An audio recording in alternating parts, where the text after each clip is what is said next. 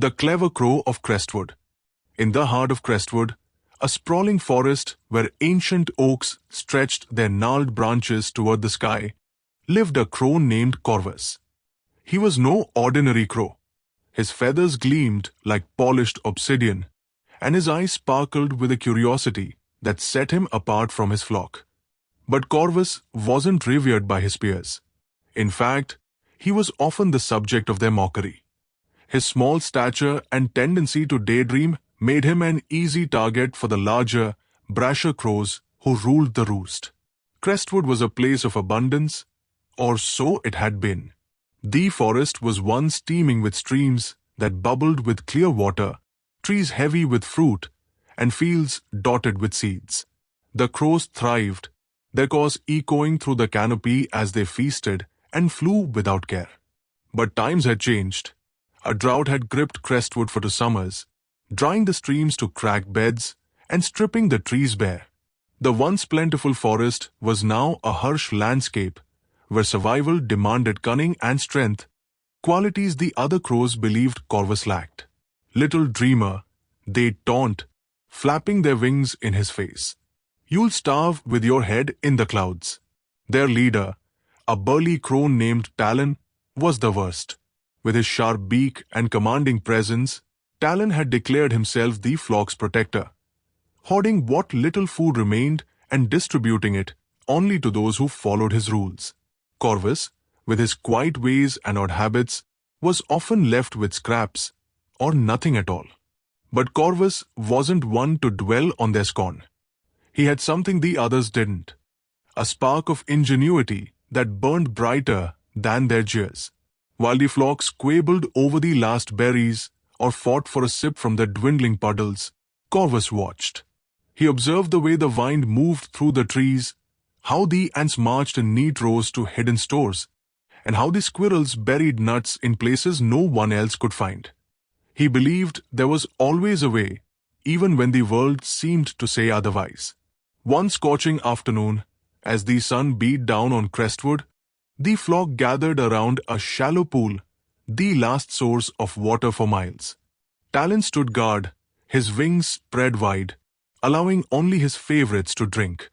Corvus lingered at the edge, his throat parched, watching as the stronger crows pushed and shoved for their share. The water was barely enough for half the flock, and Corvus knew he'd get none unless he acted. He hopped away from the crowd, ignoring their cackles, and perched on a low branch. His eyes scanned the forest floor, searching for an answer. That's when he saw it, a glint of something shiny, half-buried in the dirt. Curiosity piqued, Corvus swooped down and pecked at the object. It was a human artifact, a small, cracked jug, discarded long ago. Its narrow neck was clogged with mud, but Corvus could smell the faint trace of water inside. His heart raced. If he could get to it, he wouldn't need Talon's pool. He tugged at the jug, but it was stuck fast in the earth. His small beak couldn't break through the hardened mud sealing the opening. The other crows noticed his efforts and laughed. "What's the dreamer up to now?"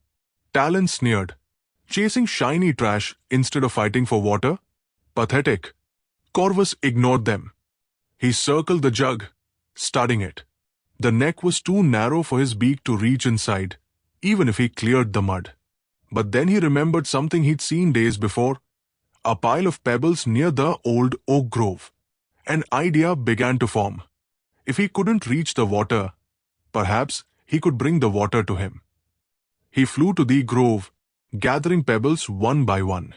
The other crows watched, puzzled, as he carried each stone back to the jug and dropped it inside. "What's he doing?" One crow muttered. "Has he lost his mind?" Another cackled. But Corvus kept at it, flying back and forth, his small wings tireless despite the heat.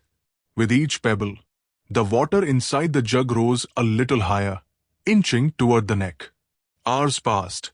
The sun dipped low, casting long shadows across the forest. The flock had grown silent, their mockery replaced by curiosity. Even Talon watched, his sharp eyes narrowing.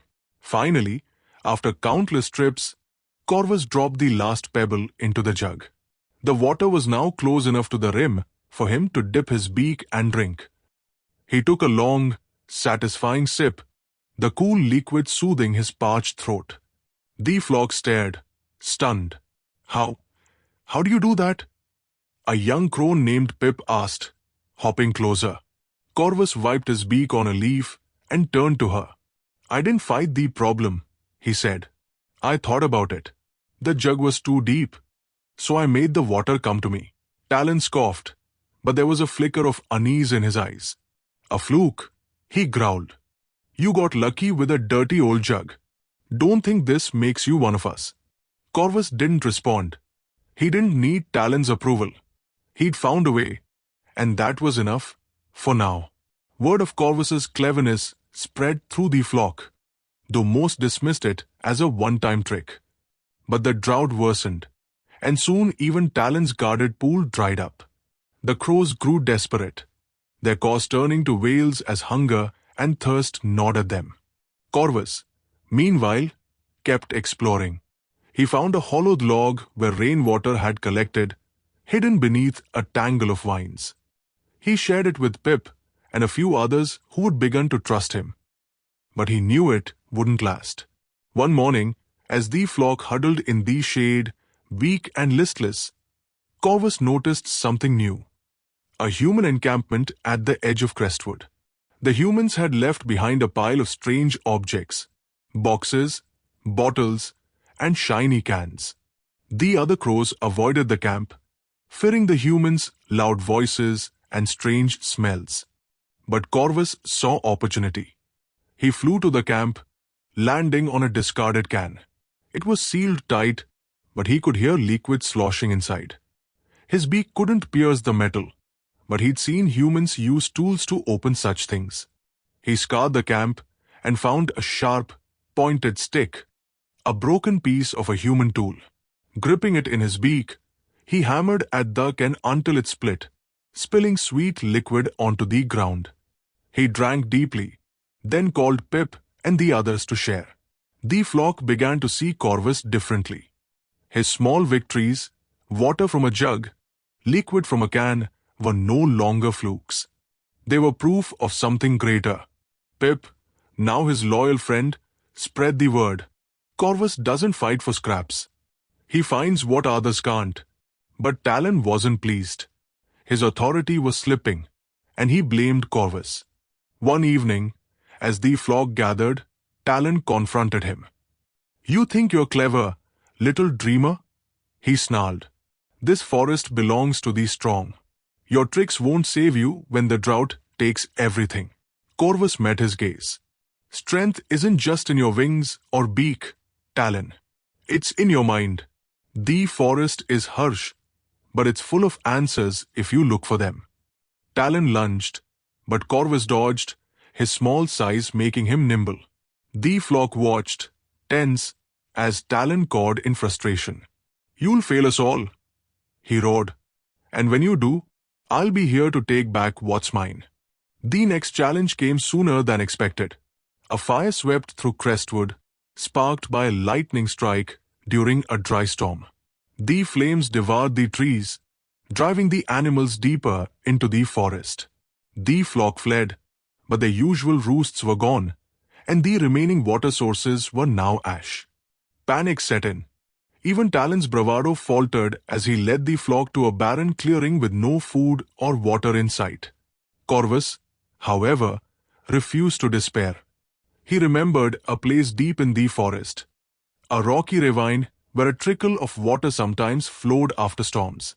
It was a dangerous journey, through thick brambles and past the territory of a hawk who hunted crows. But Corvus believed it was their only hope.